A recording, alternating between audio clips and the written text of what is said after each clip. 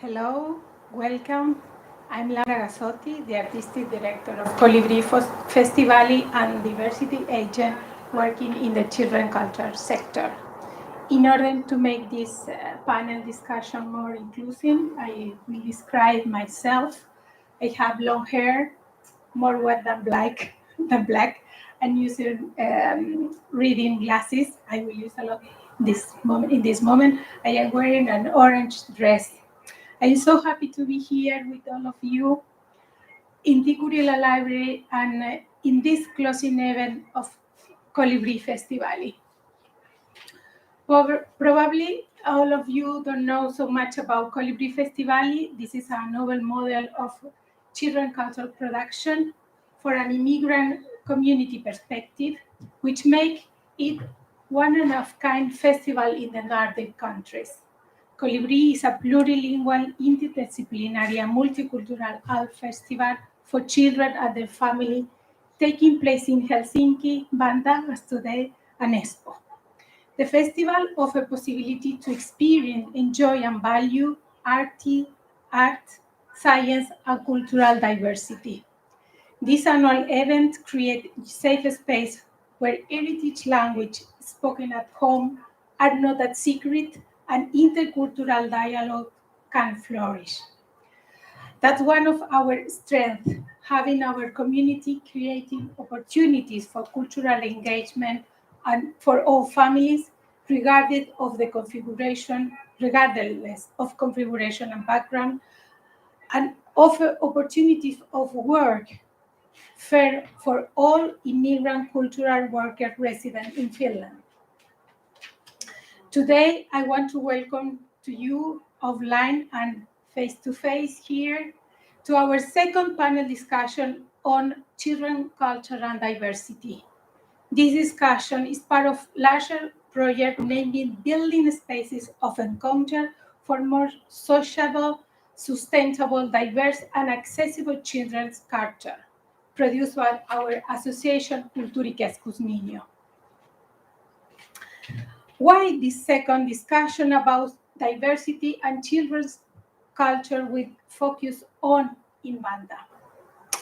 Vantaa is Finland's fourth largest city, and the increasing diversity of Vantaa population make it one of the most diverse municipalities in Finland, culturally, linguistically, and ethnically.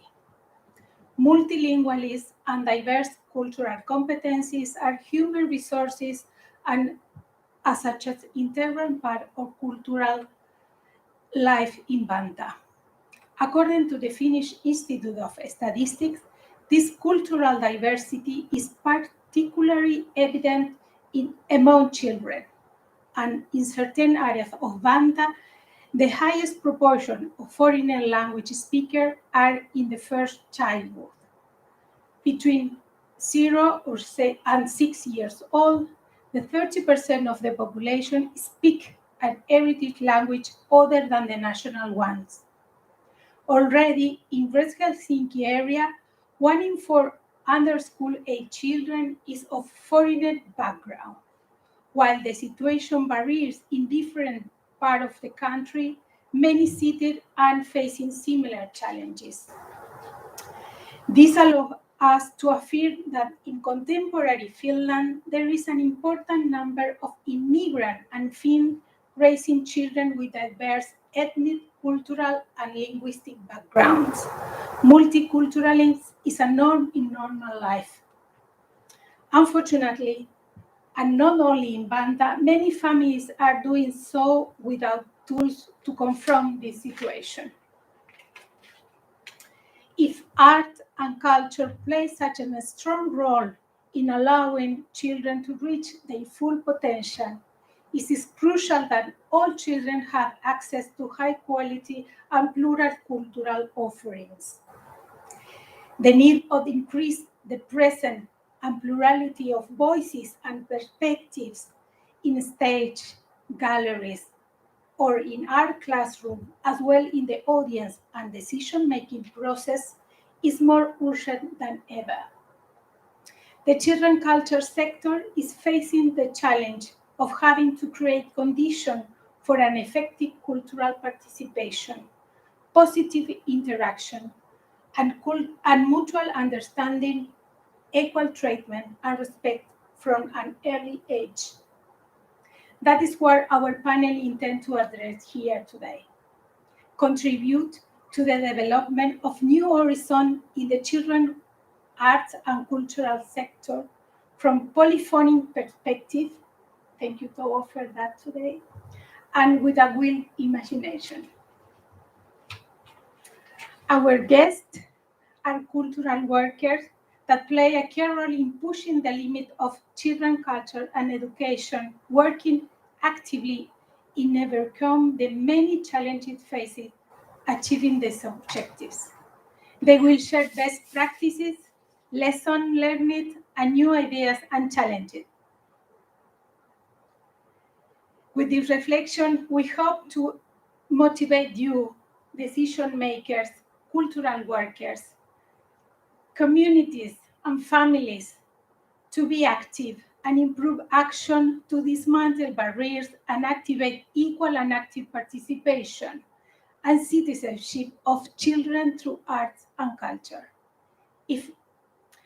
Now, I would like to thank to all of you online and here in Tikkurila for participating in that panel that celebrates Calibri 10 edition. Big thank also to our allies, our host, Vantaa Children Culture. Thank you so much. And the Tikkurila Library. Svenska Kulturfonden, Vantaa Taidemuseo Artsi, Dream Project, Kulturasatio, Vantaa Tyttöjen and Diversity Agent Program to facilitate your participation here today. Now, let me introduce Arlene Tucker, our moderator today. Arlene is an artist, a diversity educator, and the actual coordinator of the Diversity Agent Program. Thank you for being here, and you have the word now. Thank you, Arlene. Thank you, Laura. I'm really grateful to be here to have this time to listen to everybody's thoughts and all the hard work that you've been doing for many, many years. So with that, I'd love to introduce the panelists that we have. To my right is Tanya Nathan. She is an educator and a youth worker with Vantaan Tyttöjen, where she works with Black women, girls, and young, as well as from various backgrounds to support and encourage girls in a safe environment. Tanya is the author of Daughter of Immigrants and also a spoken word artist and poet focusing on themes of identity, homeland, decolonizing, and creating meaning. She lives and works in the greater Helsinki region. And today she is wearing a white embroidered textiled tunic with dark blue corduroy pants underneath. She has black short hair and a lovely smile. To Tanya's right is Varda Ahmed. She is a Finnish Somali comic artist, illustrator, and educator. She writes and illustrates stories that need to be recorded, stories about migration, parallel realities, Afro-European identity, and her own heritage. Writing for kids has become close to her heart in recent years, and using her own mother tongue is part of her process of finding herself. For her, the POC, People of Color artist community in Helsinki, has become an important audience, providing much needed echo to her work. Thank you. And Varda is wearing a colorful long dress, which has a flower print with fluorescent pinks and light pinks and dark greens and brown. It has a lot of movement. Yeah. And she has a black scarf on her head and is wearing glasses. Thank you. And to Varda's right is Eva Hyrttönen, who has worked in museums for 15 years.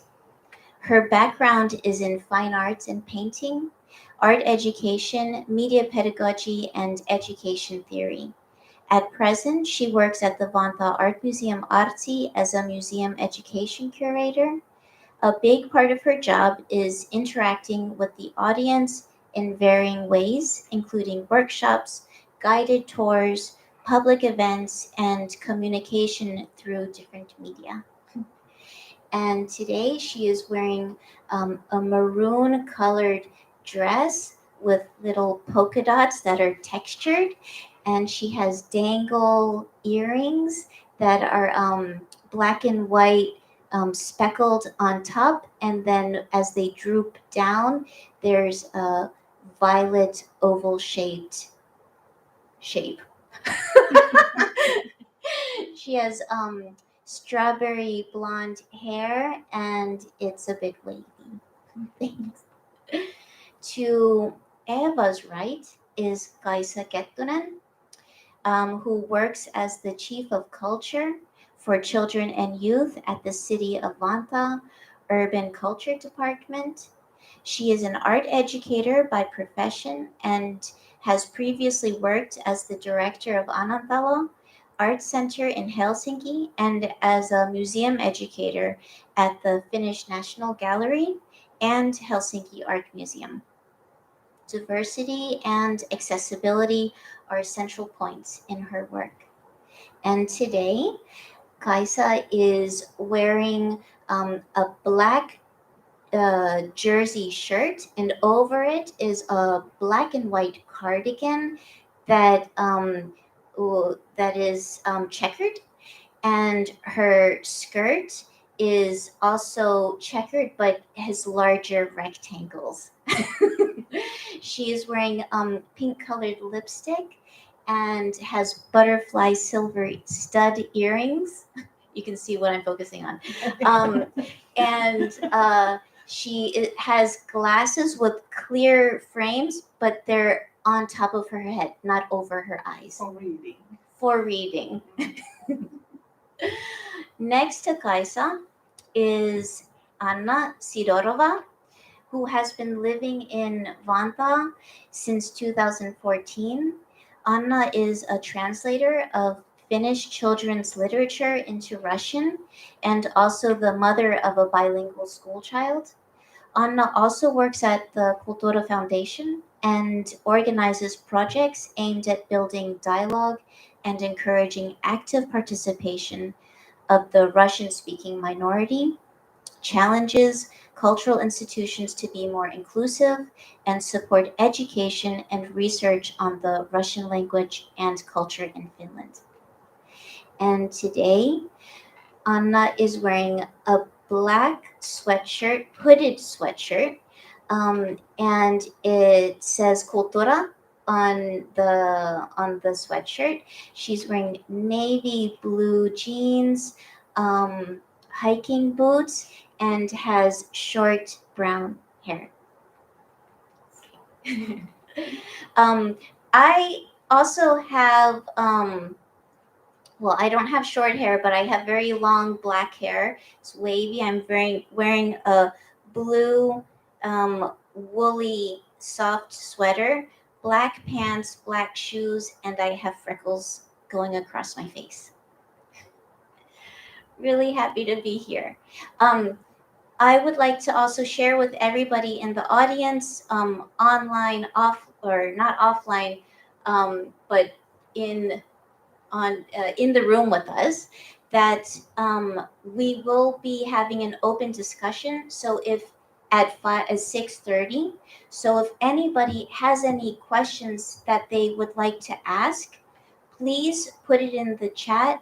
I say that because I wouldn't want you to forget your question, and then we can get back to it when we have our open discussion.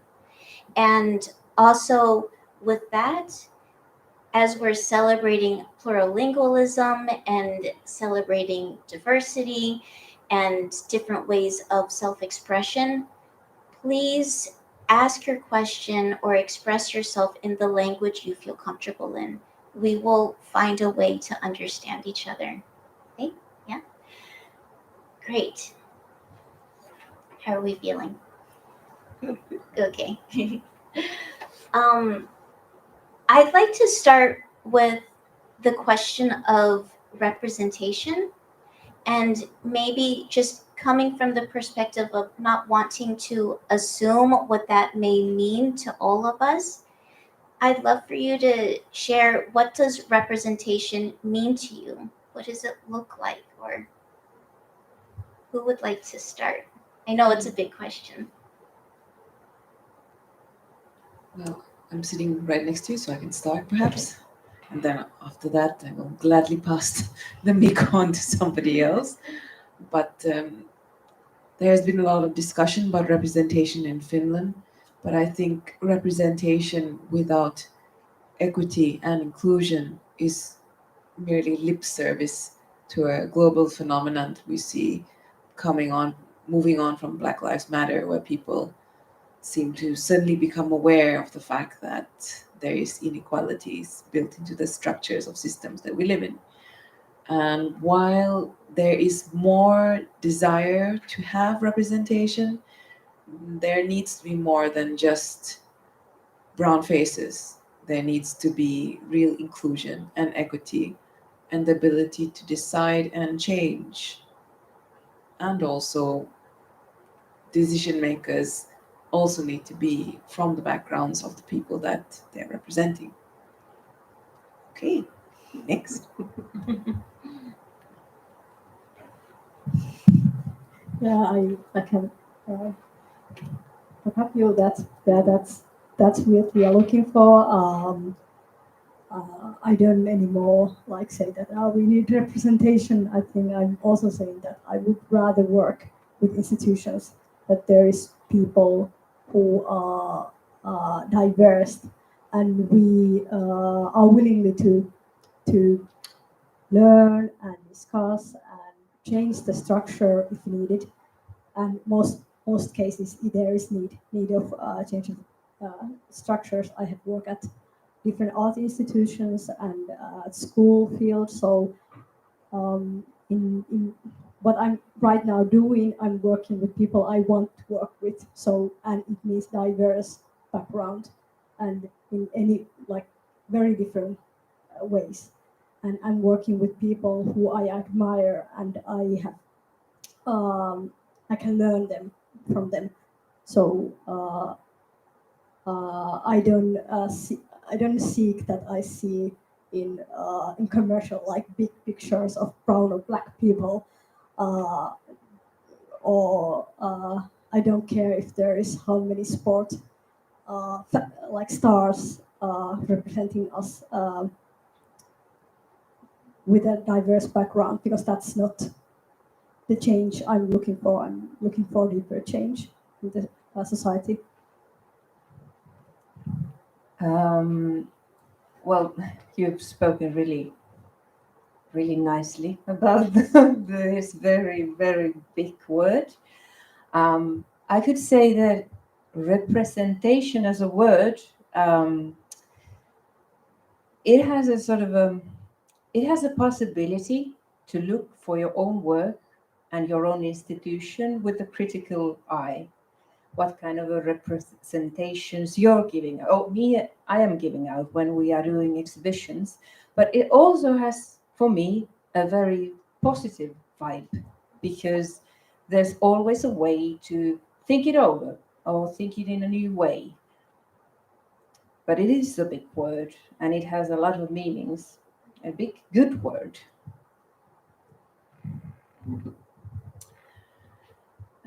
Okay. Yeah, it was a big question right in the beginning, and when I was preparing, I was thinking that maybe I need to read something to understand the question, what concept we are talking about. But then I also came to, like, very simply, the biggest question that came into my mind was my own work. Do the cultural service of city of Vantaa represent the people living in Vantaa? I think that's the key question for me in my work. How do the contents that we work with, or how do the ways of working in the cultural sector, if they speak to the people living in Vantaa?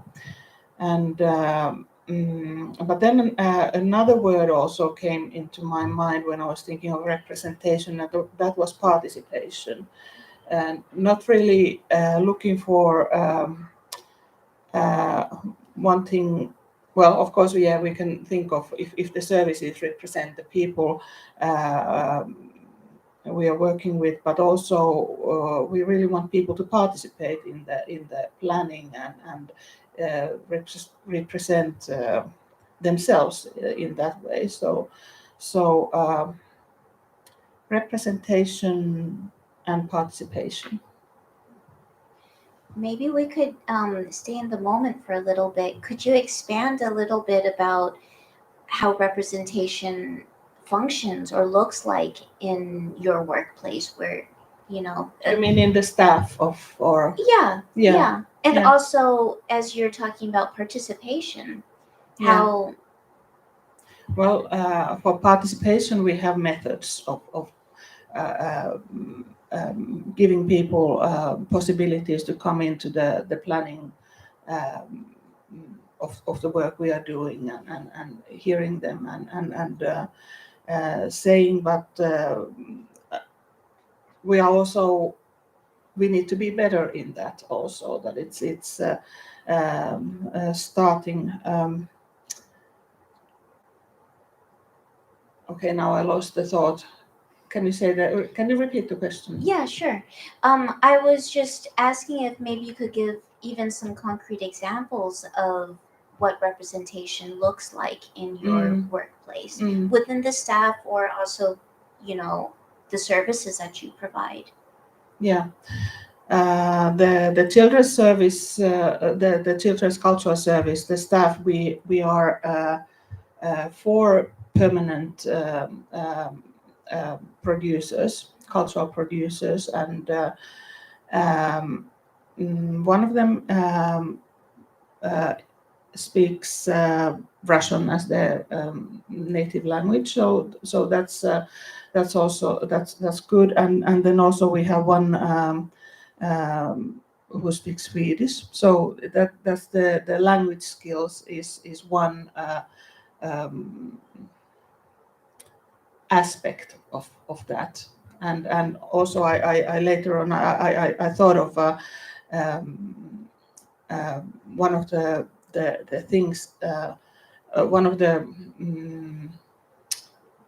tools that we work with is language, and that's why language is important, and also communications, how we get through to the families living in Vantaa. We have to be more prepared speaking or communicating in different languages.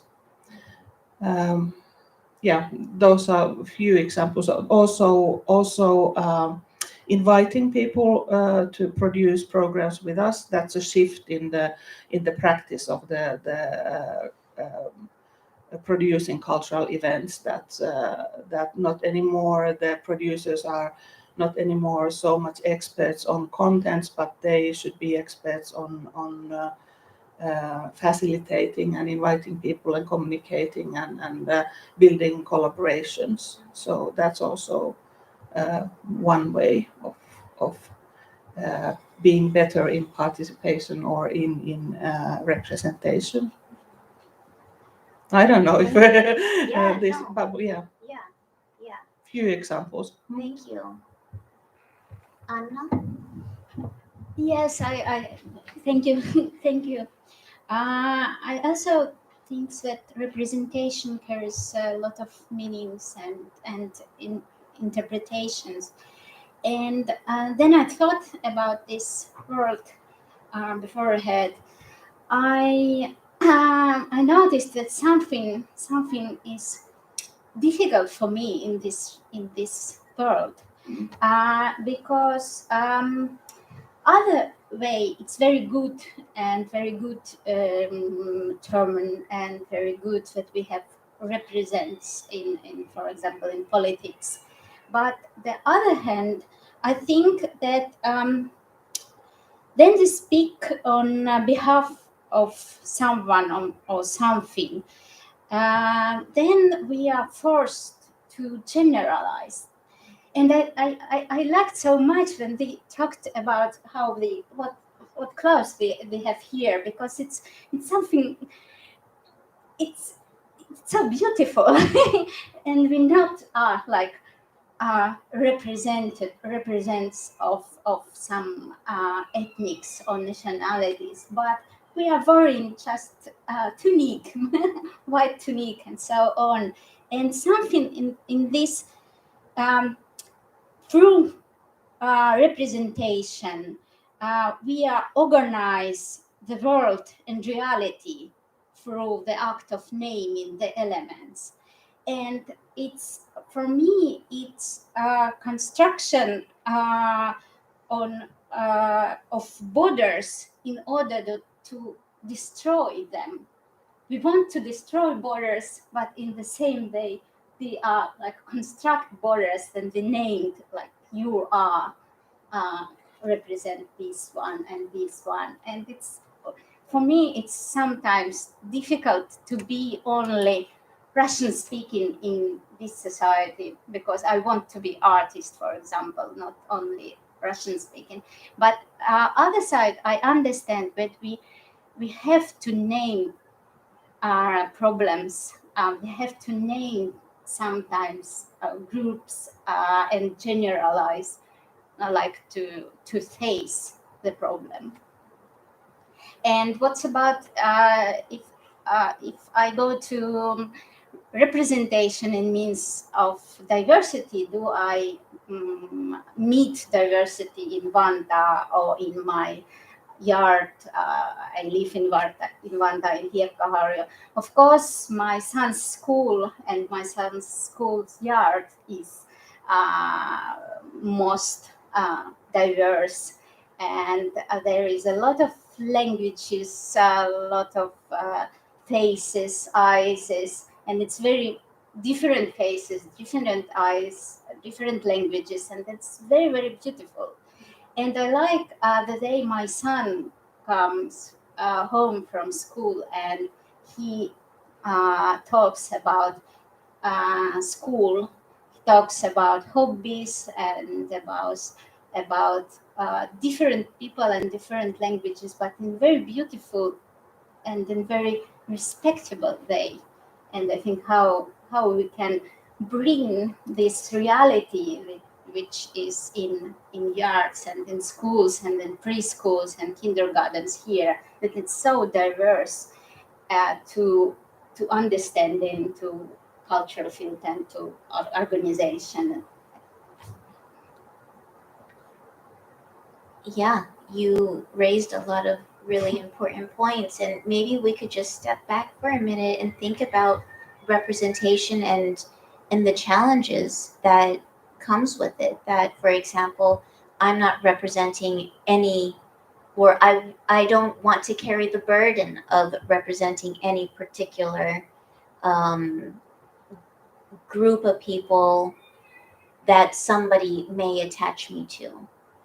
But how can we overcome these challenges, or how have you confronted these challenges in your workplace or within programming, for example, as Kaisa was mentioning, participation as part of the realm of representation? You know what I mean? I was thinking about my workplace. I work in Tikkurila, Vantaa, which is part of Nice Hearts. And I remember during the interview process, I was being interviewed by my boss, hi Sanna. And I remember that everyone in the room was a white Finn. And I being interviewed was a not white Finn. And I remember asking directly this question: why are you choosing me as a candidate for your organization? And why should I be interested to work here? Because as a BIPOC woman, what sort of structures do you have in place that would guarantee that this workplace is a safe place for me to work, and that I would not be called to perform my racial identity for you? And that is one thing that nobody flinched when I asked this question in the room, and they understood where I was coming from, because as a POC woman in Finland, I don't want to be hired or given space or given the mic because I am a POC woman. I don't want tokenism to be the reason why I have a seat at the table. But at the same time, as a cultural producer for Helsinki Poetry Connection and for POC Open Mic Helsinki, I also understand that in order to invite other doers, other makers, other artists that are doing really cool things and important things, you have to have a seat at the table somehow. But this is the thing as well that I've encountered very often, where people are asking me, well, you're a spoken word artist, the only brown spoken word artist that we know. And I'm like, why is that? Why is it that I am one of the only ones when I know there are many? And this is also the thing, that there is this seeming bottleneck in Finland where, no, kyllä sä tiedät. No, en mä tiedä. Explain to me why. And then at the same time, I know many POC artists are no longer interested in performing our POCness. We are now interested in working with organizations that understand the reason for our work is not our POCness. Yeah, I can continue from that. I am Somali, so that means that I'm very visible minority group in Finland. So mostly people recognize that I'm Somali, that I'm Muslim, and that I will a public space. I always represent my how you call it, like background, ethnicity and community. I'm not from. Actually, I'm born. So when I'm here, I'm not. I can't say that I'm speaking on behalf of Somalis in Helsinki, and that will be like, because I don't. I haven't grown up here, but that is something people expect from me. And if somebody knows that I will be, example, speaking at, in some program TV, they will say that, hey, now you are there, so don't say this and this about Somalis. So older people will call me. So that's very important to listen. And of course, as an artist, I feel that, okay, I'm doing my thing, and I'm not, I may not look like average Somali, or people how they expect Somali women to look like or dress up, but that's, I don't know, that's the life I'm living. Like, as a teacher, of course, I'm quite often only POC teacher at the school, quite often only adult that the kids will see that, hey, that's somebody who look like us, who understand what we speak, if we speak Arabic or Somali. And that's so I understand that there is a great responsibility when, of course, I can't escape that I will be representing my community, but at the same time, I'm trying to advocate or live like I will say that, hey, there's multiple identities I have and people have, so the labeling and those things in the work. So that's yeah, it's very complicated. And I can continue because this is so interesting question, and now I'm talking as a worker of art museum and how we are giving out exhibitions and how we are choosing artists to exhibitions. And our aim is not to choose a Somali artist, but a comic artist, but to represent sort of what you said, that you're the only spoken word POC artist or poet. I think our task is to widen that bottleneck, to bring more people to art museum, not as POC persons or Somali background, but as an artist. And that is actually a message as itself. And that's about artists. But I also thought when Anna was speaking, I was also talking about thinking about language, because it is important what message and representation we bring out in our exhibitions, but it is as important to know our audience. And of course, we are all living in intersectional roles. We have different powers which are turning us around. But this, since we worked with Cultural Foundation, I had sort of my hard thing that we will spread the languages we are using, so that when audience, just anyone comes in, he or she or they see a list of languages, which is at the moment it's Finnish, Swedish, English, and Russian. Hopefully, it will be more in the future. And we're not there asking what language you choose. It's up to them. Of course, it's So a challenge. which options do you have? These, Yeah. these, Okay. these, and then what I'm working at the moment is also very interesting. Is it in English? Plain language, selkosuomi, because it's also something to offer selkosuomi. I think many people who have difficulties, and children who have difficulties with Finnish language, and also people with different kind of disabilities, it's easier to read this plain language.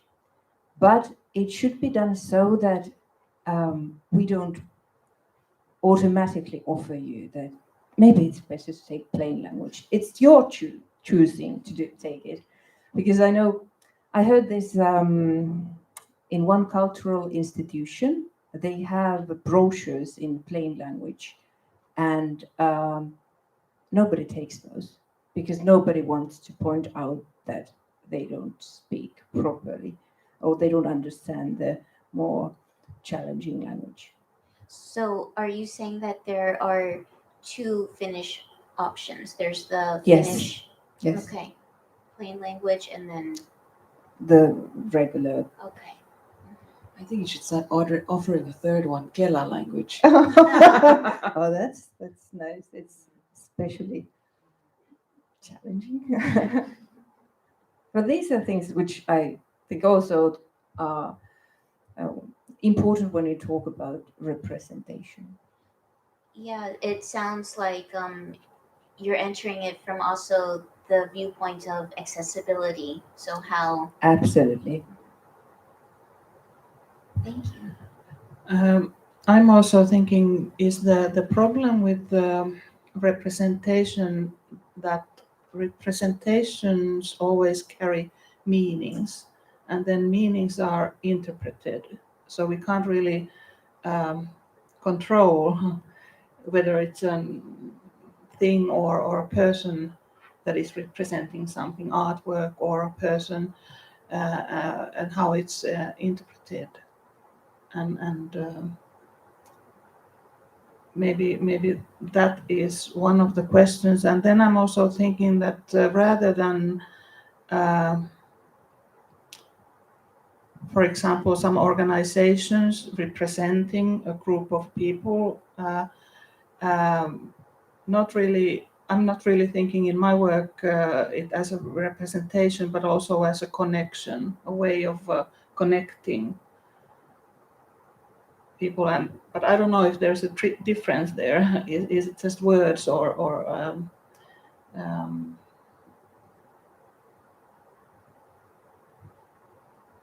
I don't know. Yes, a lot of thoughts. Thank you very much. It's I want to continue just after every one of you. It's very interesting because then Tanya and Varda speaks. I thought that you are visible POC people and I'm invisible POC people, men, women. And it's something for me that I have to choose inside of me. Do I want to be visible or invisible in some situations? Do I want to bring my representativeness to other people and to say that I am, for example, Russian speaking, or I am artist, or I am something? And in which situation, if I think that it's safety and I can bring it to other, and it's very for me it's very interesting thing because I haven't thought about, for example, safetyness of some spaces before I met people, different people, uh, and spoke to them with them and described the theater, for example, theater or museum in Finland could be for some people not so safe space. They didn't think safety in spaces. Like for Tanya, who said that you asked from your boss, is it safe space to work for you?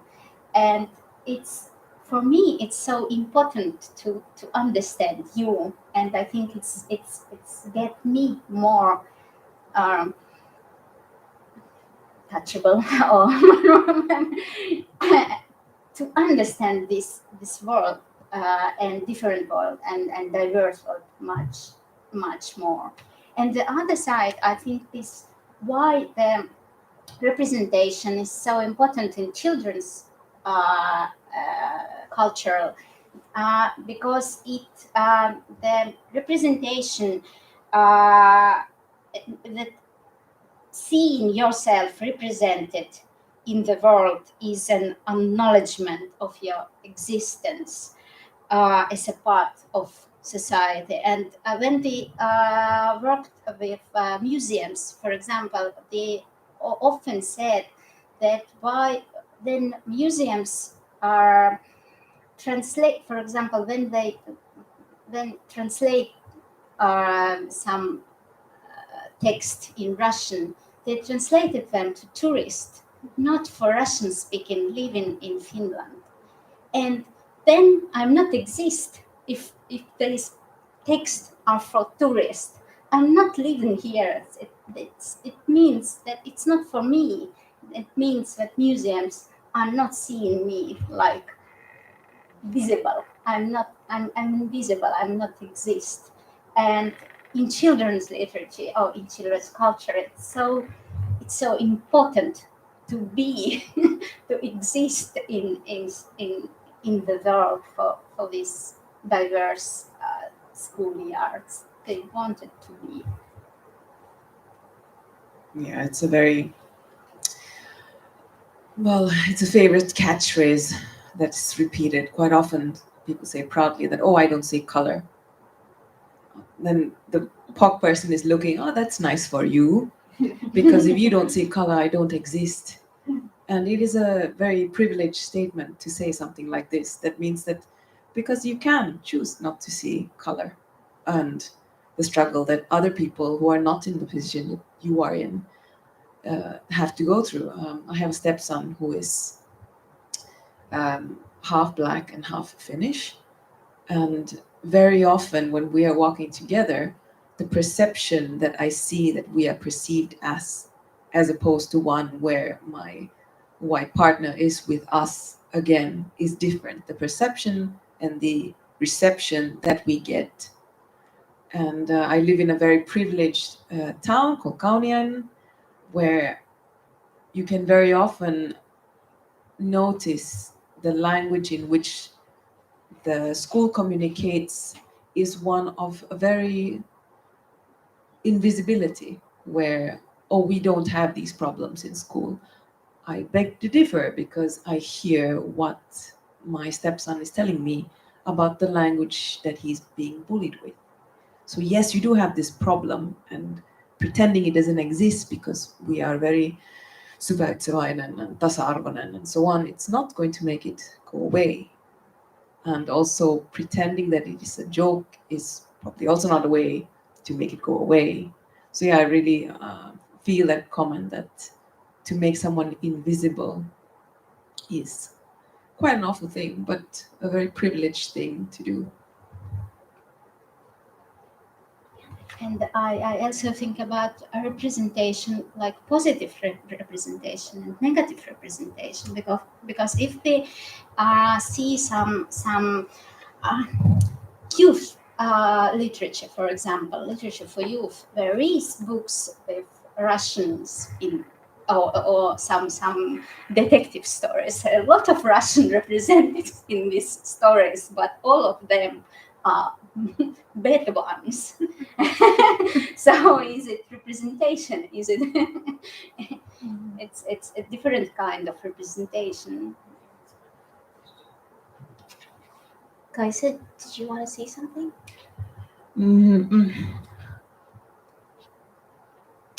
I kind of, I'm thinking of children and youth in this context. We are kind of talking about in general terms and in workplaces. And one of the questions for me is that, like Laura said in the beginning, in the population of Vantaa, it's really high percentages that of children that speak other than Finnish or Swedish as their home language, and how are we able to reach them with our services, which are mostly services, well, both for schools and daycare, and there it is possible to reach everybody and talk to them, but for the services in the free time and especially hobbies, which have in the recent years have been chosen as one of the ways of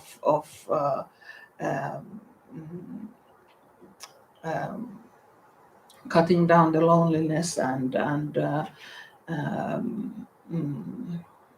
now I lost the word, syrjäytyminen amongst young people.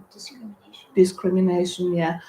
So that and there just recently Arts Equal program came out with their final studies, and they in there they state that the problem with art and culture is that it still is directed to those who already are interested or are, especially with hobbies, who are talented also, that it is widely thought of as something that you either are good in or not. and somehow we should change that, and one of the ways of changing that is that we kind of should somehow erase or leave back the ways we are used to working with. For example, when we ask the children and youth what kind of hobbies they would like to have after school or after school activities, then usually in the questionnaires there's a list of activities that there are already exist, and that might be a problem, because there might be something that you don't kind of recognize as something that you are interested in. But if we ask the children and youth in other ways, not with lists, but ask with interviews, like what do you enjoy and what is best in your life and what you dream of and what you would like to do, then we get interesting answers, and we might even get totally new ideas, and that way kind of renew the culture, and especially the children's culture, that it's not just something that we are used to doing, but it could be totally new fields of acting or playing or having hobbies. So well, I don't know how it connects with the beginning of the discussion, but Yeah. somehow I think of I would like to find ways of renewing, and that has been one way of really interviewing, and that's also what I meant with participation, that not just asking people to fill in questionnaires, but to really hear what the dreams are and what they want. So that might be one thing. Active engagement. Yeah, but it takes time, and we also need to change our ways of working. Have you implemented this already? This active engagement and participation? Yeah, for example, with these harrastusten Vantaa hobbies, there has been some hobbies that we didn't think that could exist, but when we heard that the children would like to, for example, building escape rooms as a hobby, that not just playing it but designing it. There is yeah, and there was also, I'm not sure if how it is working now, but there was simply a lot of children asked as a hobby friendship club after school. Not really that they want to draw or play football or do something certain, but just to hang out and doing stuff with friends. And then, of course, then we have a difficulty where we find the teacher to teach friendship. But actually, we do find them. Yeah. So. Anna, did you want to say something? Yes, then Kaisa said that you don't know how does it belong to prefer, and I think it's really connected, because for me it means Yvonne and I wrote for myself that, like, something what we can do.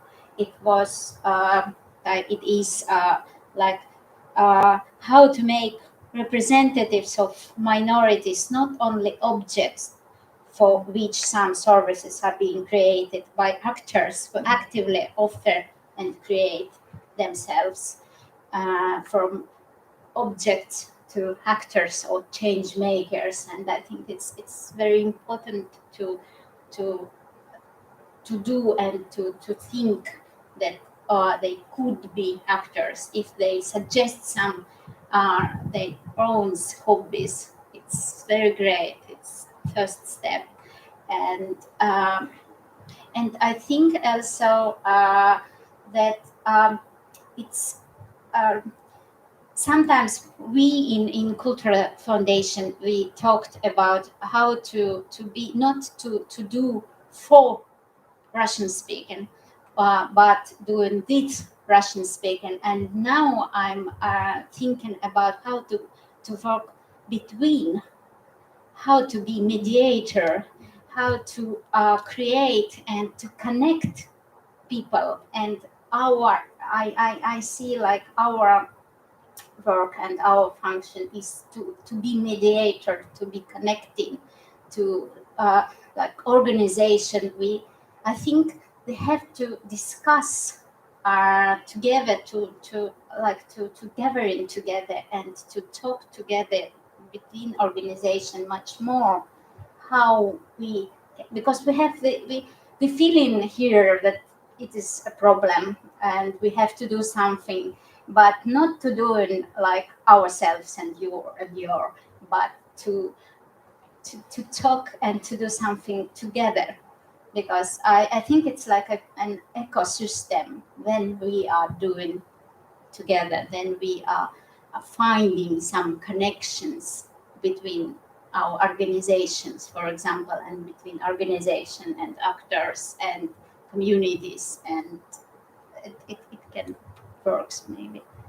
Anna, could you share maybe some techniques or methods that you have used that work for you when I am very proud of Eratauko dialogues, for example. I like this method very, very much. It's a method of equal dialogues, how you can organize equal dialogue, then each participant are equal in dialogue.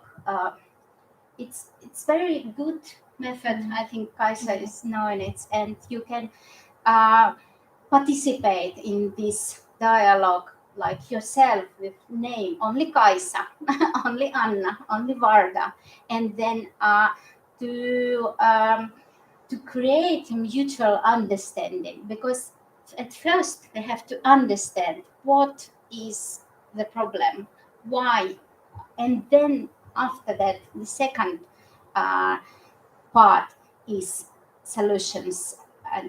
And I think I thought that in Finland it's quite often like skipping this understanding, like going to straight to action. Let's do something and live out. Is it needed? Do community, some different community needed these kind of services, for example? And I think this discussion and dialogues, but equal dialogues, and are good. And also we are, for example, we are organizing and we are teaching facilitators from community, from Russian speakers, because the both like representatives from organizations and representatives from communities need to be ready to this equal dialogue, because if we just go into to community right now and we are asking what do you want to children's culture services, they said like more interesting things. We have to do like understanding. They communities need to understand why it's important to them, why it's important to us, and that it's really influence, because for Russian speaking, for example, this influence, they didn't believe that you can really influence.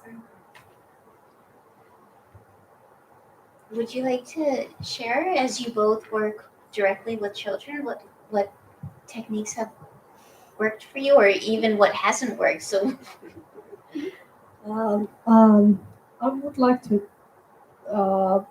present you our the Dream project. Actually, it's not direct working with kids, not right now, but it's we are working under the Goethe Institute, so it's a German government funding institute based in Helsinki, and that's so interesting. What like many things they are doing in Finland, but they invite me and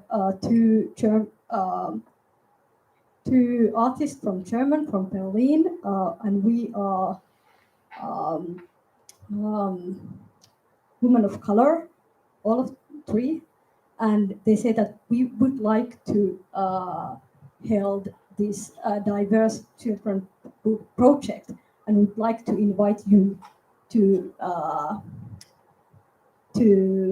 decide what would you like to do with it.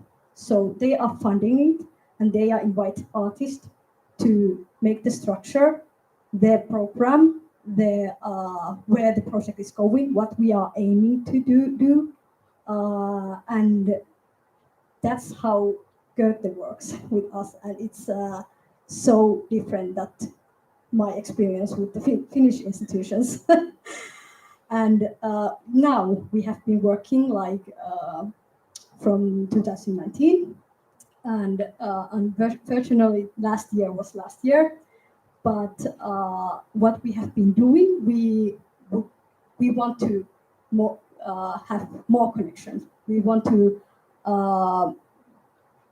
form allyships with different words, with different artists. We want to find from Finland writers who want to write children literature. We want to find artists who want to draw or be part of children literature.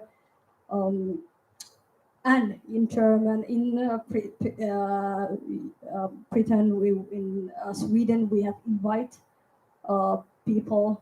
In Finland, we have invite people to our online seminars, and quite far we are reaching people, and that's the Goethe's managed to give us tools and research to work. And it's, as I say, that's something I'm asking for Finnish institutes also to give a platform where you, because there is, of course, quite often it's that there is from the organization already agenda, what they want to the diversity look like. And then they say that, we need the diverse artist or somebody, worker, to do this work. And the solution must be this. And unfortunately, I have that experience with you, and when we work with the ministry work group that last year, that they had, we were part of this, I call it cultural diversity working group. We were working with the paper, the recommendations, but we will say that actually there's no money for do those your recommendations, so be gentle what you write there. So so that. But in order to have somehow renew the children's culture in Vantaa, for example, what kind of platform, or what do you need for that platform if we invite? Should it be just open platform? Or what do you mean by platform? I mean, example, we, of course, you need to hire people to work. So quite often it is also that we as artists are asked to promote or participate for free. So it will take more time. Example, there could be a situation where you are having programs or different kind of workshops, but they are in wrong place. Example, the culture centers are in wrong place. When you think like, could the families come there? They could be in wrong language.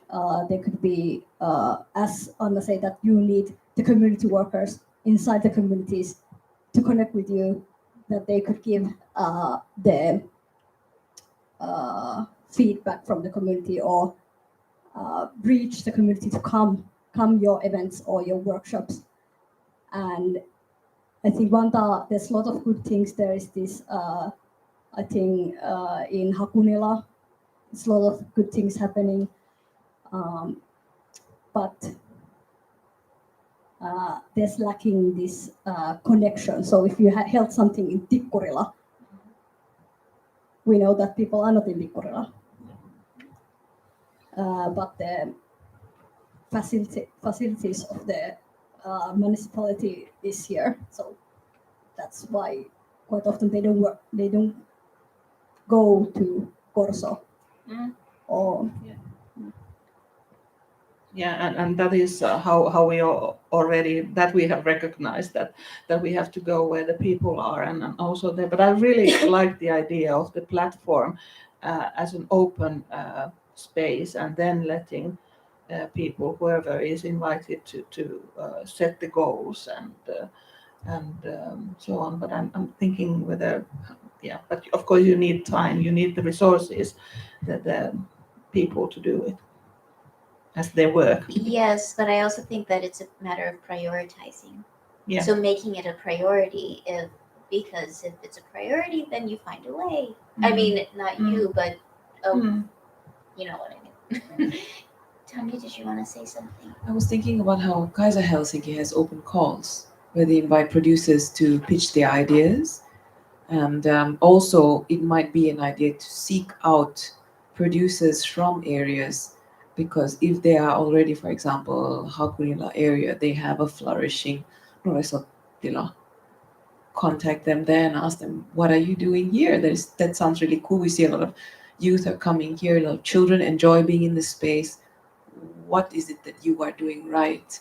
And Uri Ahmed, a Somali activist, Somali Finnish activist, also when we discussed with her from Tutentila, what can we do to reach youth from the Somali community?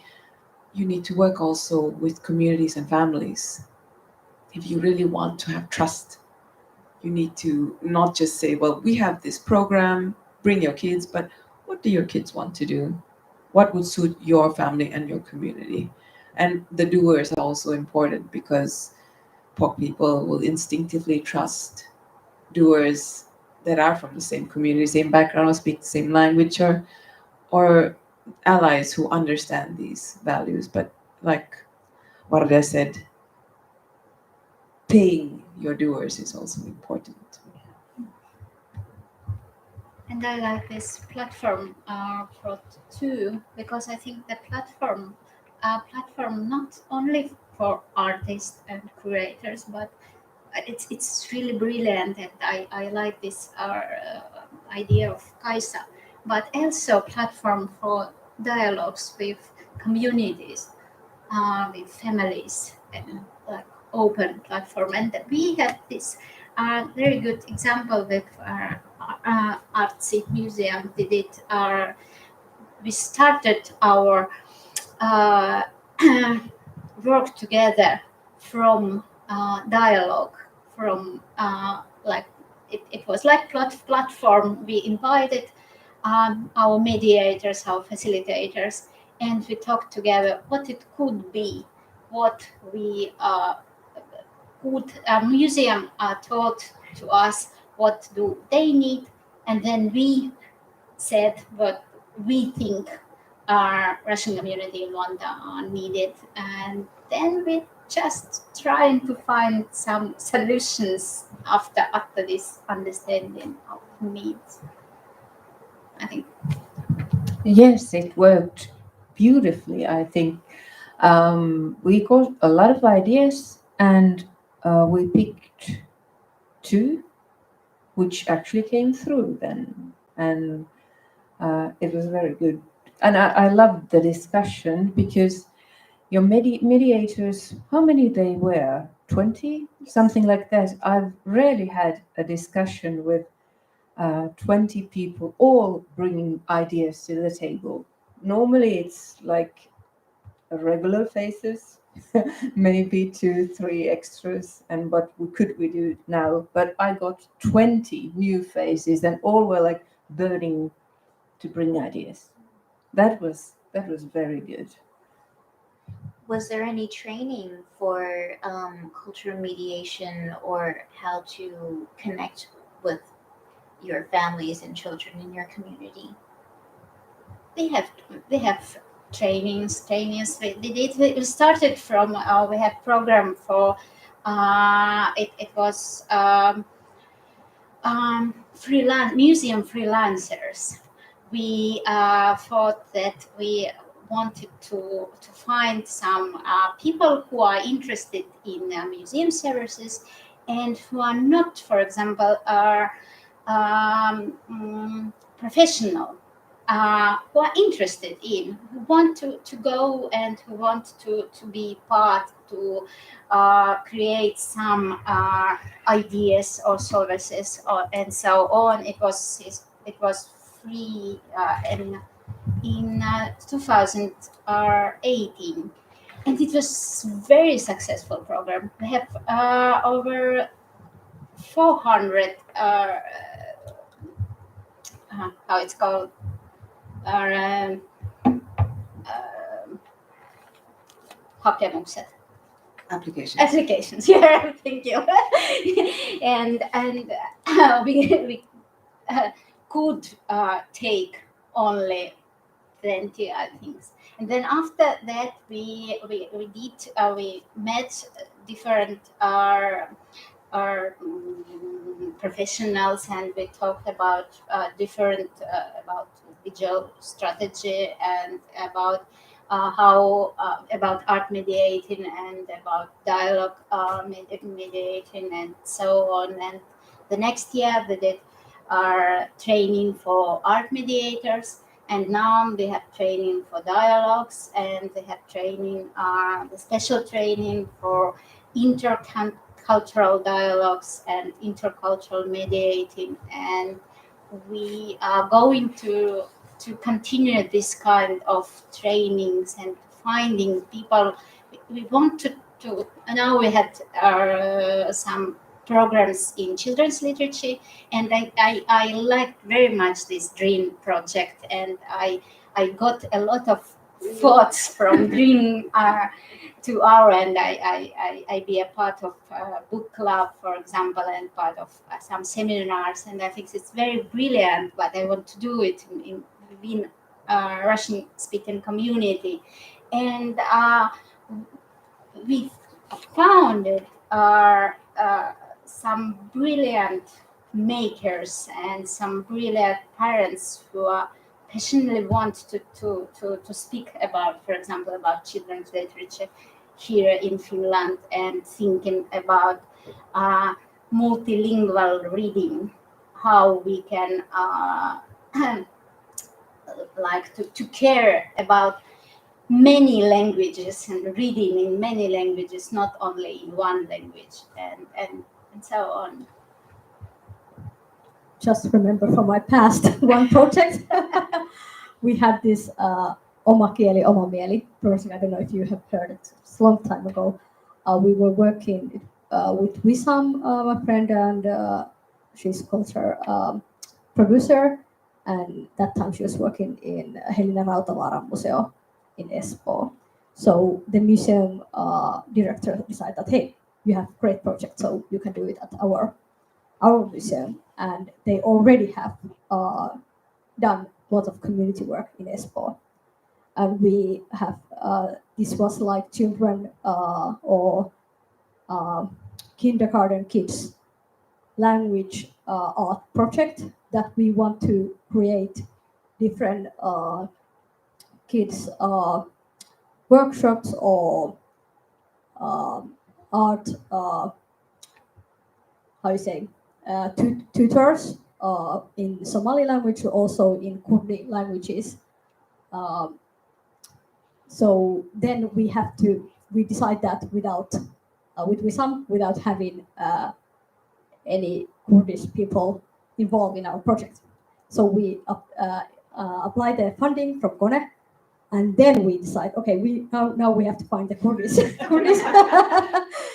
And so it was great, because in that project we managed to hold one long, it was, we find people and invite teachers, Somali and Kurdi language teacher to work with us in Helsinki, Vantaa, and Espoo. And then there was a lot of youth Somalis and Kurdi youths who would like to have this. So we want to that people who will have this workshop with the kids at the daycares, and then we have these roots. And now, like, it's about maybe 10 years from there. It's so nice. There's one class teacher from our project, so she decided to apply from university, and there's so many. There's two different culture who became producer from, like, they start from our project, and it's so great to have that experience from that project. And we, of course, translate a lot of different art and, you know, the sanataide things in different languages. We translate stories, and it was great to do that. Hopefully I will continue with that kind of project, because it's needed. Translation for languages that there we don't, like, Kurdi languages don't have big institutions, own country which support the children culture. There is none. And same happening with Somali languages.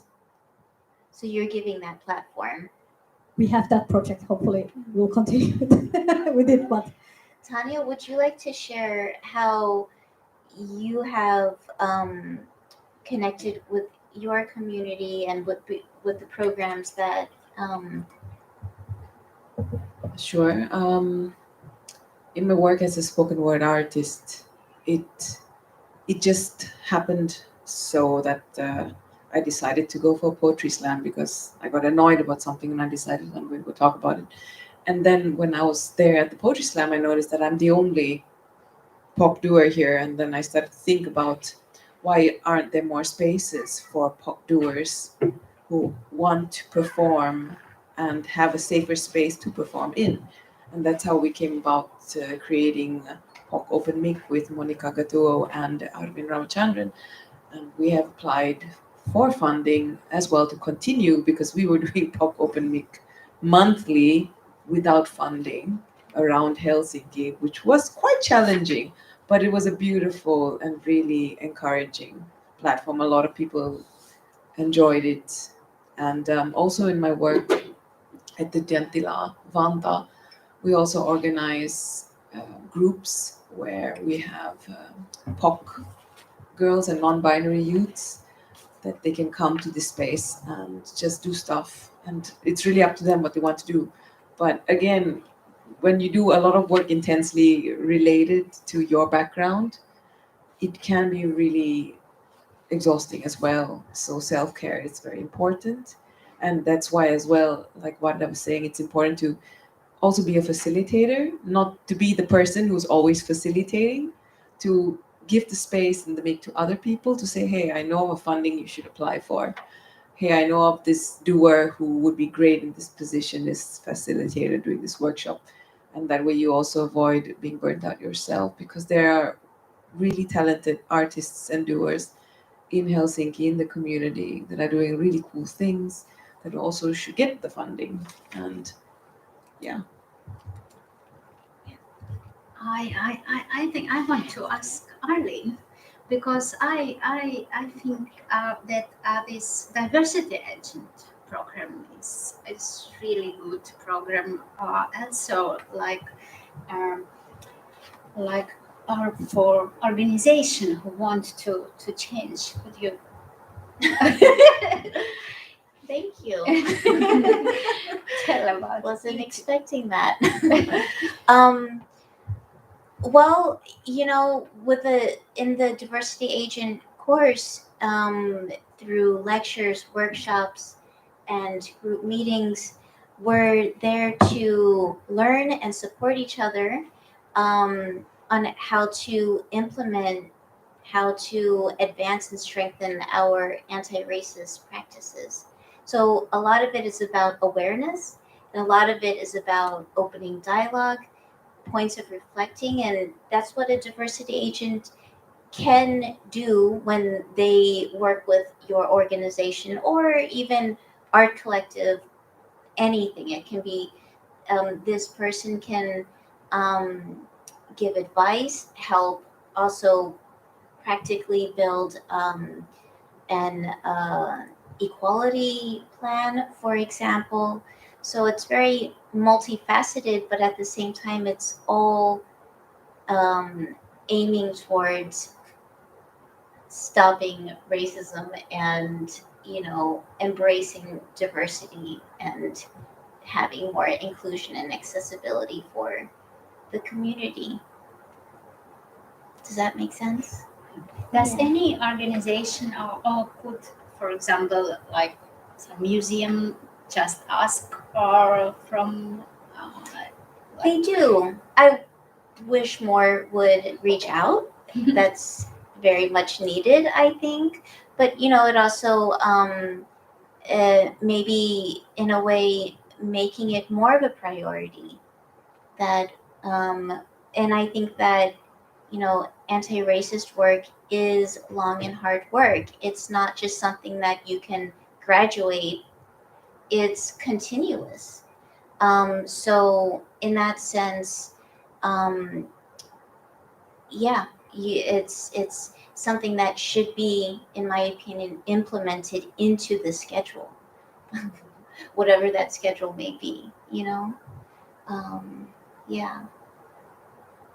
So, but a lot of what I'm hearing now, people, Varda, you were sharing earlier about your expectations, or not your expectations, but what people put their expectations on you, for example, which I can resonate with. I'm sure all of us can. And then speaking of safer spaces, of when, I think personally for me, when I felt unsafe, I physically would retreat. And then now that there is this concept and practice of safer spaces, it's like I have been confronting those situations in a different way, in a more empowering way, for example. So what I'm trying to say is I'm also seeing a bit of patterns, and I'd love to hear your thoughts on this, but how personal experiences have shaped or motivated or instigated some of the programs and techniques that how you have been working with the community and especially children. So, for example, um, and with working with children, you're shaping and modeling what those possibilities can be. Like, for example, the Dream Project, how you're working, and that positive work experience is also having an effect on children, right? Anna, you were kind of mentioning that earlier before that, and also with the participation. So, if you, I would like to hear a bit more about how your plans of bringing this and implementing it more into your organization's future work, for example. Maybe I can say something, because I just that was also my thoughts were coming back into children, and Vantaa is now in the program of child-friendly community program by UNICEF, and there has been also children and youth involved in preparing the program for Vantaa, and there we have been discussing representation of children in all of the organs of the city, how they are taken into consideration, and how we can do it better in the future. And the safer spaces concept is also written in the program, and because it was one of the two goals that came directly from the youth and children, that there were two goals that came from them, and one was that they want to be seen and heard, and the other one was that they want all adults to stop harassment, violence, and bullying. That they are the two things that they want to change, and when we have been working with how to um, get to those goals, there are few spaces already in Vantaa that are, how do you say, I don't know how involved in the or can say that they follow the safer space principles, but not all. So there is a lot of training, but there is a goal that by the end of next year, or no, I'm not sure whether it was 22 or 23, all spaces in Vantaa should follow the principles of safer space. And that means a lot of training, especially for the staff, that they understand what it is and really follow it. You're How- smiling, Tanya. Yeah, it's a very wonderful thing that you're doing, because I think it's very important and wonderful that you're applying it. But at the same time, I'm like thinking, interesting. And also, I wonder how, because I do know that, like, for example, schools and many groups, that we have started a new group at Tikkurila school, and the youth there are telling us, the girls there especially, are saying that they face harassment, sexual, racist, on a daily basis. And this is in school and out of school. So I'm thinking, and yeah, it will be a challenge, but I'm glad to hear that it's a goal. I was gonna comment something similar. Where has it been thought or discussed with the kids, or also with your staff,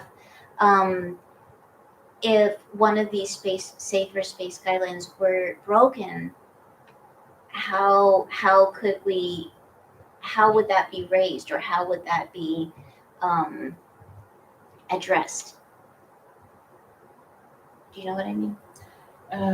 No, not really. Like, So, for example, if a child felt that they felt not safe, okay, who would they be able to go to? How do you make sure, basically, who's accountable, and also make sure that things are reviewed and actually that, I guess I'm also coming from the perspective of, often when I've been to places where there are safer space guidelines, I, as a woman, as a POC person, I haven't felt safe. So I'm also putting that into being critical. so that it wouldn't be just words. Exactly. Yeah. Thank you. Well, I could comment, because we've had those safer space rules for about a year now. And especially with children, when they come to museum as a group, I always start with that we have this thing called safer space rules. That's my guideline, that it doesn't matter what exhibition we have. Have you heard about these safer space guidelines? And nobody has never heard of those. And we talk about that.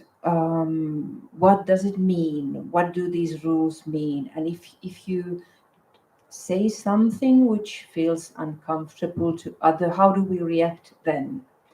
And I don't really have a good example of something that someone would have said that we would have come up with it.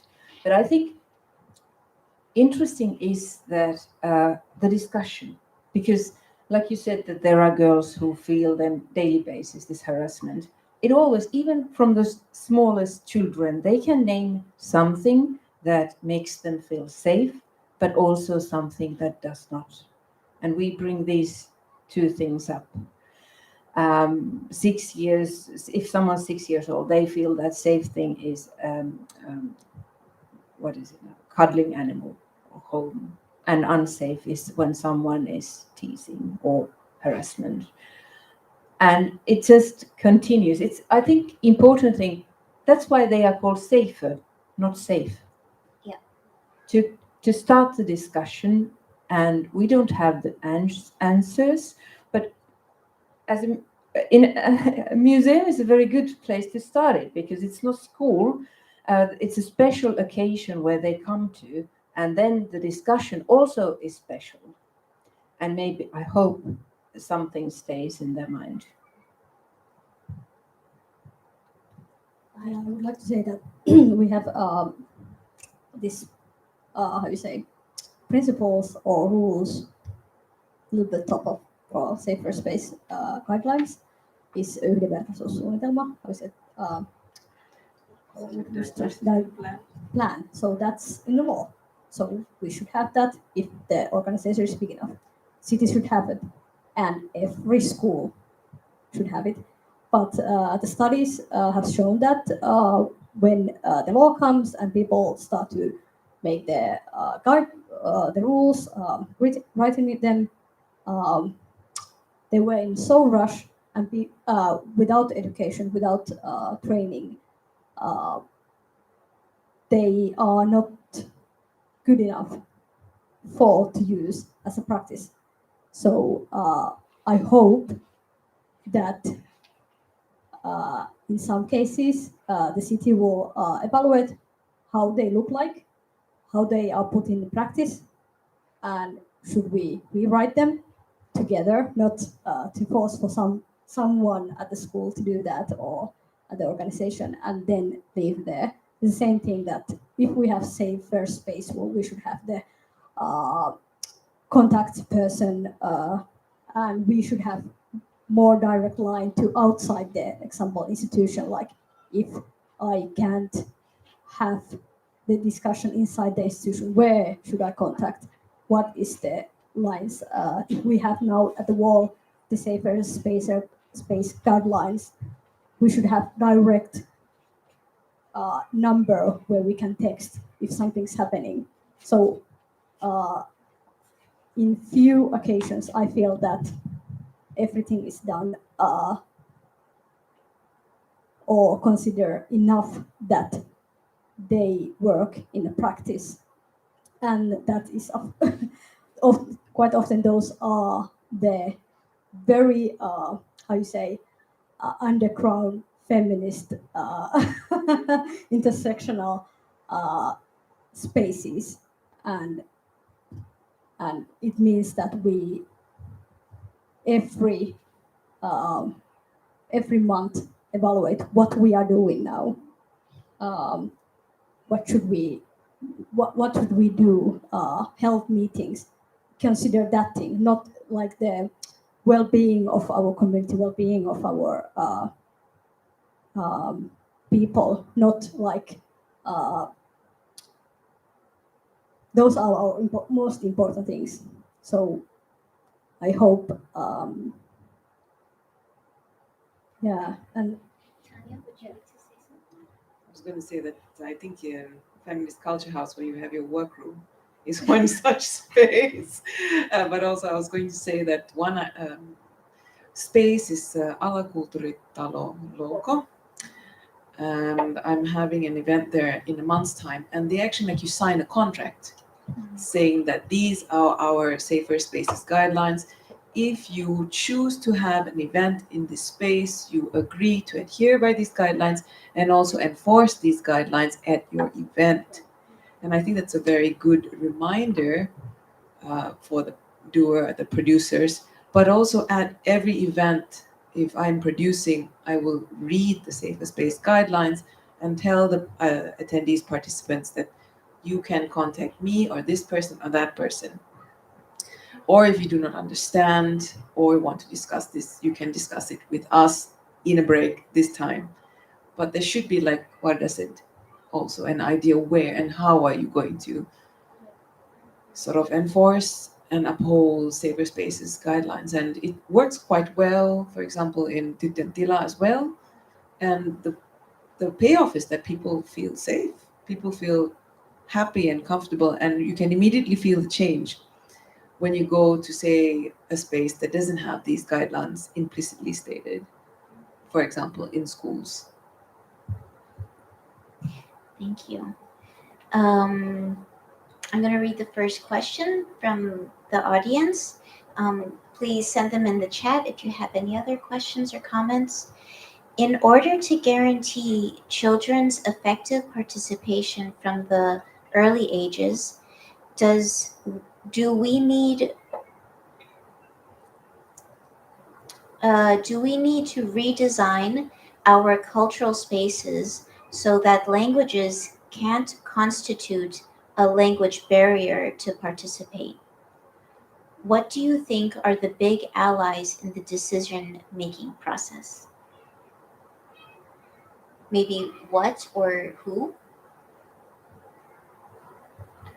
Varhaiskasvatusopettajat, teachers in daycares, for example, are excellent first steps, first responders, you could say. Also the healthcare neuvola, so that already before the birth of the child, the parents and the families get to hear about the possibilities and get an invitation to join. Of course, I used to live in Vantaa, but now I'm in Helsinki, and of course, I'm very lucky. The services, cultural services, what we have there. We have this project called Kulttuurikummilapset, that they will adopt every kid who born to some culture institution. And of course, they say that we invite everybody, but of course, there is some. It's how you say. Participation is different. It's different than invitation. inviting. That same thing, that everything is happening center and who goes to. Yeah. And my kids are now in Itä-Helsinki Musiikkiopisto, so it's amazing that I don't need to travel that far to reach that kind of that level of education for music, which is how you say, it's etuoikeus, it's a privilege what I'm gaining. And but I think for languages, yes, we should have more and more and more. There you can say that, yeah, we have this multilingual workshop now and then, but it should be continuously. And at the daycare, there is no this mother tongue teaching, which actually happening in Sweden. So that's one of my like goals, that we should have this also, that kind of education at the daycare. So kids will have this varhaiskasvatus also happening in their own mother tongue, and not thinking that, okay, we have to teach these kids as soon as possible the Finnish language, because they need it, but they also need the language, other languages that are speaking in their home. So Was the question about redesigning spaces? Yes, the Yeah. first question, or one part of it, was how do we need to redesign our cultural spaces Yeah. so that languages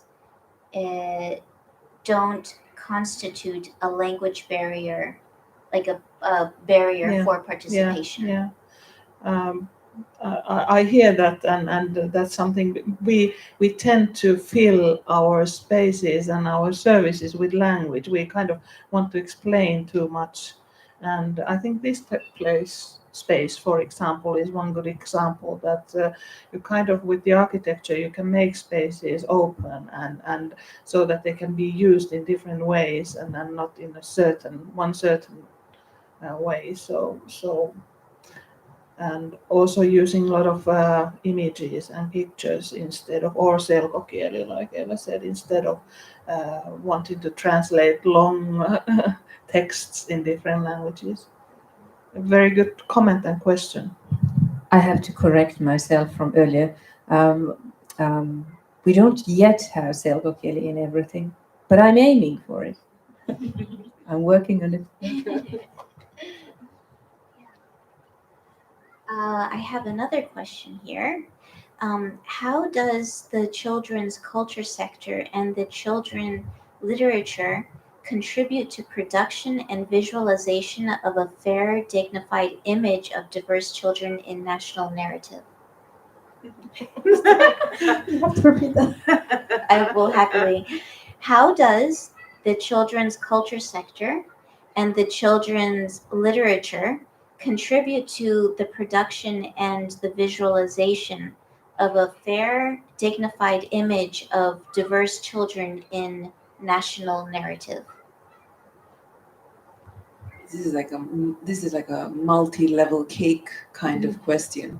So I'll break it and tackle the easiest level, and then I'll pass it on to my very talented co-panelists. One thing I think that in order to inspire children to greatness, they need to see themselves doing great things in the representation that they see. And a good friend of mine, wonderful, talented Taike supported artist Sasha Huber, for example, was part of this project, Rebel Girls, and it was all Black edition. So it was amazing artists and scientists and makers and doers and activists from around the world that are women of color, Black women of color, all compiled into one book. And I thought that is amazing. I hope that book comes and is translated to many languages, so a little girl can read it in Somali, can read it in Malay, can read it in Mandarin, can read it in Finnish. And I think that's a good step. One step. Don't underestimate children. Children need to see and aspire to greatness.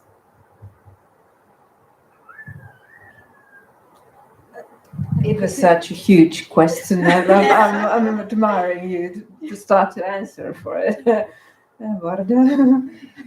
Yeah, and okay, that's it. What we are doing with the Trim project to give research and companionships and ask publishing houses that what you are publishing, and they are saying that we can't find diverse writers, authors. We are, because they are used to that people only send them something and then they don't reach out. They don't go to seek what people are doing. I would like to see, because there is this narrative that, okay, the kids or boys, they rap or they do basketball or something. But if they are artists, why they are not doing every other thing? So why you haven't asked them to write something? Because they do that. They the publishing houses do that. They ask people in public that, hey, would you like to be interesting to write something, or why not? I'm asking those questions. I'm asking the Kuvittajat ry or writers, different NGOs that are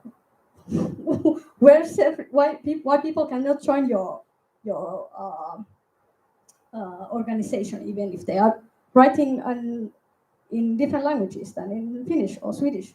So we have to do that. We have to make our makers diverse. We have to make our publishers, houses, and those diverse. We, of course, it's not enough that white artist or cis artist will wake up and say that, oh, well, we start to make diverse stories. We need the makers are also diverse and writing and showing their own stories. Yeah. Anna? And I want to add, because I thinking a lot about these things, and about, for example, writing in different languages, because I'm also a translator, and I translate Finnish language into Russian language, and someone could say to me that you are translating, and so, but I see that I translate to Russian for children who lives in Russian, and it's a difference, because my son who are living in Finland, he needs stories for him, for a Russian speaking boy who are living in Finland, Yeah. not to Russians to and the same with Somali speaking and so on. That we need stories here in Finland, but I want to say that the decision makers, in sense that families here are not able, and as a publishing house do not want to publish this kind of books in Russian, for example, because they say there are no buyers, there are no market. That's why we need decision makers. The need are some grants from state to Yeah, to start that. to start that. Yes. Tanya would like to share, and then Kaisa.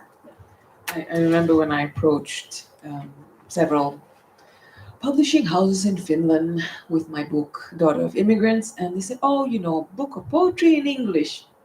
We don't do that kind of thing." And I thought, screw it, I will publish it by myself. And then I heard about Anti-Racism Media Activists Alliance that had gotten a grant from Kone, and Wissam actually told me, "Hey, you could ask if they would be interested to support you in this process." So they gave me a little support money, and then I self-published 2 books on demand. And that, I think, is the way to do, because kids of the diaspora want to hear their stories. And these kids that I meet in my work, they're amazing. Their stories should be told. So, makers of culture, artists, we should facilitate this process. And I think a lot of artists in Finland are doing this. We're not making like tons of money, but you could pay us tons of money. We're not against that. Please do send your checks. But finding out about grants and self-publishing as a means to go around this super old mentality of, oh, we don't have the audience. Yes, we do. The diaspora is huge. The foreign language speakers are huge, and we need stories that reflect their experiences. Yes, and I think then we talked about ideas in museum. They have a lot of ideas in our communities. So going back in the question, I guess there is no national narrative anymore, but there are narratives. And I see that the role of the cultural institutions and also children's cultural institutions to make those narratives be visible. So kind of not taking part in building something big that is built somewhere else, but trying to show the multiple narratives. Thank you. We have time for a couple more questions. Here's the next one. How to ensure that children's culture and art provision is plural, open, and accessible, especially for people who are less likely to engage? Very good question. And I was thinking here when we were talking about representation, who is representing children? Too often it is adults, teachers, or parents, and so on. And of course, families also. How to reach those who we don't reach now. And I think it is a common problem with the art and culture that it is. For some reason, not maybe thought that it belongs to everybody or it speaks to everybody. So I think there are many ways. There are these practical things like accessibility things, language or spaces, but also the contents and making and the work that artists are doing, that they are making their art from different experiences and sharing those experiences. So I don't have very very good practical answer, but I think it's a direction how to both be better in the techniques that we are using, in the forms we are doing things, but also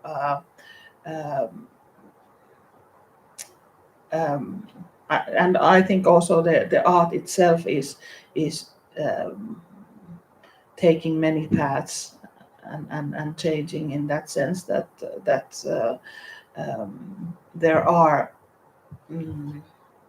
how do I say, tarttumapintaa, like places to connect from everybody's from different points of life of people. I agree. I don't think that I have a solution how to ensure. It's such a big word, but the only thing we can do is to try new things. Always try new things. Try with different exhibitions, new ways, get new ideas, get to work with new people. And I don't think that it's possible to reach all children or all families or all groups at the same time, but to adjust our resources so that we try to reach that group and that group next time. I was also thinking that there are certain norms that are pushed forward in society, a very heteronormative norm, a very cisgender norm. What about those that fall outside of this? What are the voices that are not present in our society? What are the questions that are not being asked? For example, we were talking with Anna before the panel started, like, what about Karelian, for example, language, which is a minor language group, a language of its own? Why don't we talk about that? We talk a lot about Kalevala, but where is Kalevala from? And what is this norm, this idea of one identity in Finland? Why don't we push that a little, challenge that a little? Do I not fit into that norm because I'm a brown woman? Or not? Am I a brown woman? Asking questions.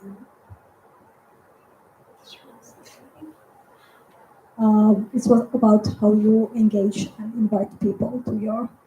Exactly, and especially people who would maybe not normally go to those spaces, or maybe a bit more difficult to reach. Yeah, for yeah. example. I have. We started last year with my friend with some again project where we collect stories, Afro-Finnish stories and pictures from Helsinki. So this is something happening with City Museum in Helsinki, and it was Corona year, so we couldn't have workshops at the cultural centers. We have to cancel quite a lot of things, and we aim to collect what people will give to museum access to their home albums and their stories about Helsinki, and that's very intimate thing.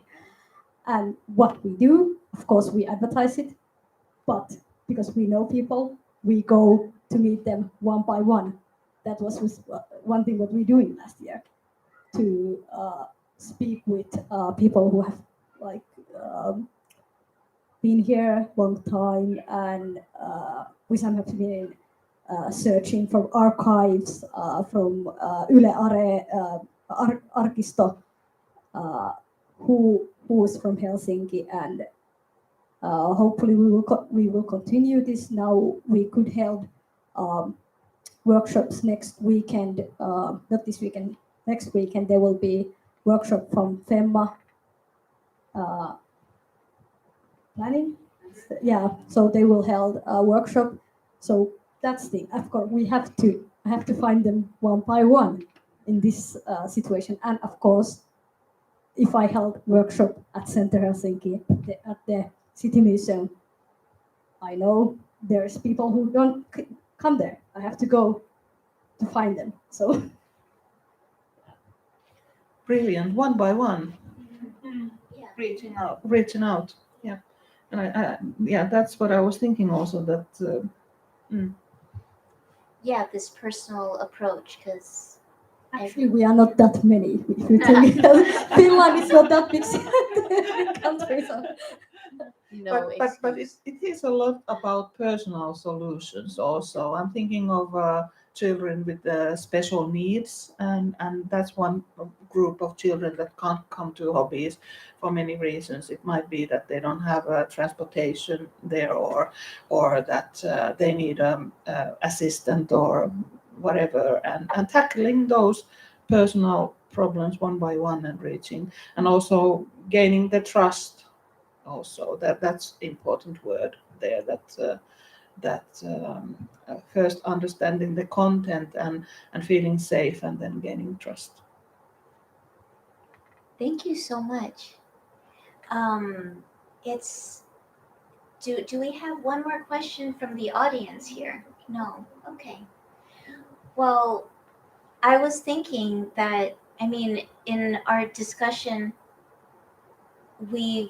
and before we started, we were talking about how to bring, in a way, practice or theory into practice. And I have personally gained so much information and practical tips and methodologies of how to um,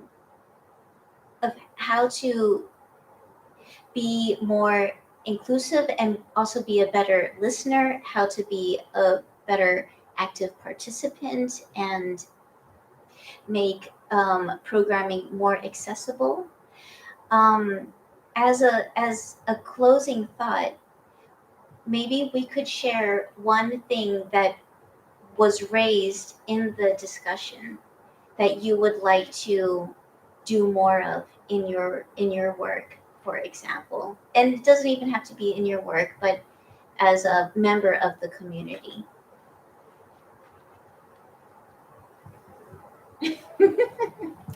Well, I can start.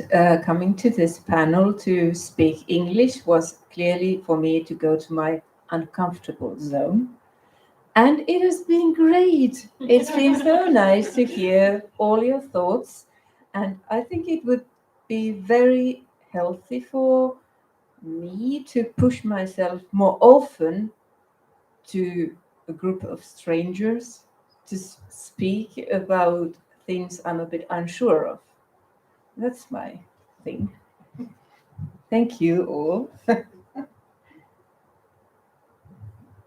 I also heard so brilliant ideas and heard about your works and your doings and your projects, and I want to cooperate with you deeper cooperation As well. Yes. But let's check our calendars and do meetings and meet and think what kind of cooperation, what kind of things we can do together, because I think we can find many many sides to do things together, and together we are stronger. Yes, I agree, and maybe that is the key, working together and reaching one by one. But I also want to take with me this idea of platform. I hope that I don't misunderstand it, but I can also take it and build my own idea of platform. But it could be in children's culture. We have been talking about artist in residence in children culture. That could be one platform, giving space, giving time, salary for a certain time, but then leaving it open what we want to the result to be, but giving the opportunity to work with children, and then open possibilities. I remember that Vantaa used had like this works for in daycare that artists could work there. So how that project goes? Yeah, Yeah. it is still in function. There are artists working in daycare, I think over 20 of them. And they are part of the children's uh, daily lives there. But I think they do also a lot of other work that there has been a lot of discussion how it really. But yeah, it's a great program that is still in actually it has it's not a project anymore, but it's a way of working. That's good. I was just thinking that it's very nice to see there's so much representation from different parts and different areas. It's very nice to hear there's a lot of interest in continuing our discussions, and also in Vantaa City as well, that there's interest to bring this issue forward, and also in arts and museums. So it's very encouraging. There isn't this feeling that, okay, it's a drop in the ocean what I'm doing, but there is this continuation. And also, I would like to see more cool projects happening with lower thresholds, that there isn't this insistence that the artist has to have some academic background or tens of years of experience or some educational. I mean, if they have it, great, but I think in the doing you learn, and also the artist learns from doing with children, because children are super teachers. So more projects like that, and with families too, that would be really nice to see. Varta, what would you like to? Yeah, I think I was planning to take part more of Calibri Festival when it was happening, and unfortunately I couldn't.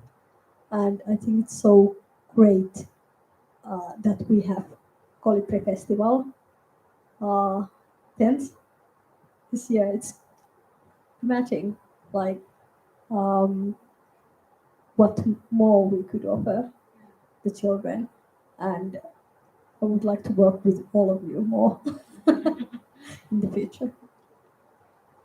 Thank you so much. I I recently moved away from Helsinki, and I'm in the countryside, and I'm thinking, and I did my first art workshop with the local middle schoolers in Joutsa, and I want to immediately ask them, "What do you want?" Because yeah, I of all it just had to pick one. But this personal engagement and participation, and having them be the makers of their world. So, but with all of that, like, you have given me and us so much. So thank you. And thank you, Calibri Festival, for providing the space and the opportunity.